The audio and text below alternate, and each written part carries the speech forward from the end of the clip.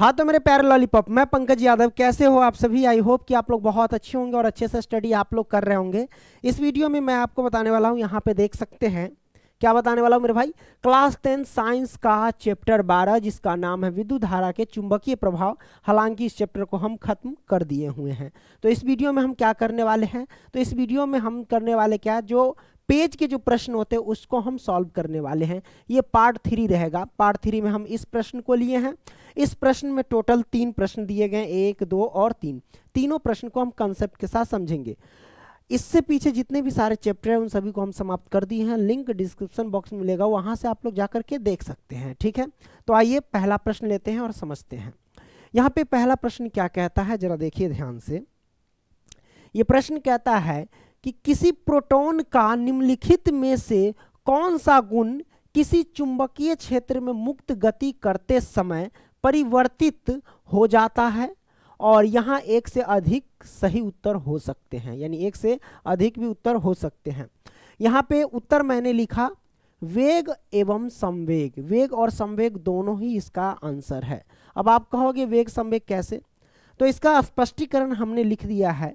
लिखा मैंने कि किसी भी कण का द्रव्यमान सदैव स्थिर रहता है। जितने भी कण होते हैं उसका द्रव्यमान जो होता है ना, वो हमेशा स्थिर रहता है। चुंबकीय क्षेत्र में कण की चाल समान रहती है, परंतु दिशा बदलने के कारण उसका वेग बदलता रहता है।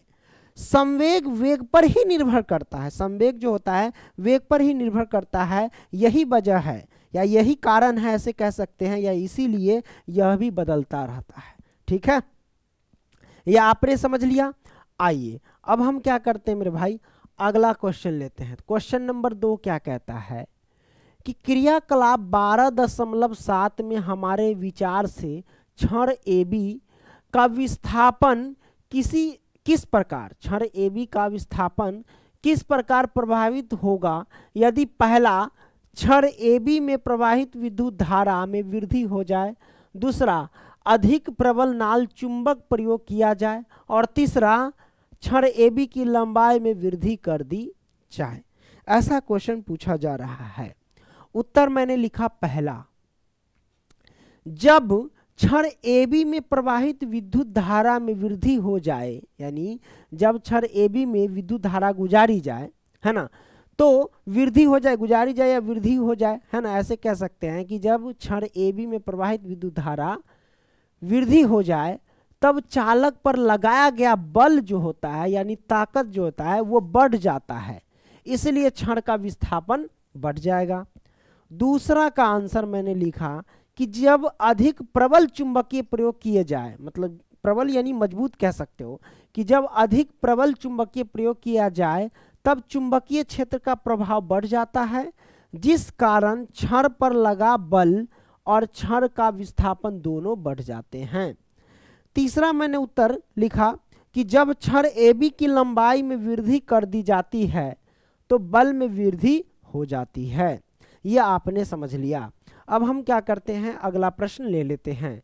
आइए, प्रश्न क्रमांक 3 क्या कहता है कि पश्चिम की ओर प्रेक्षित कोई धनावेशित कण, अल्फा कण, उस कण का नाम है अल्फा, ऐसा कहा जा रहा है कि पश्चिम की ओर प्रक्षेपित कोई धनावेश कण किसी चुंबकीय क्षेत्र द्वारा उत्तर की ओर विक्षेपित हो जाता है। विक्षेपित का मतलब हिल जाता है, यानी उत्तर की ओर हिल जाता है, तो चुंबकीय क्षेत्र की दिशा क्या होगी।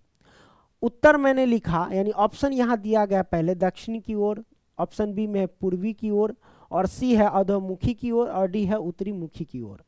उत्तर मैंने लिखा ऊपरी मुखी, है ना। उत्तर मैंने लिखा क्या, ऊपरी मुखी। क्यों?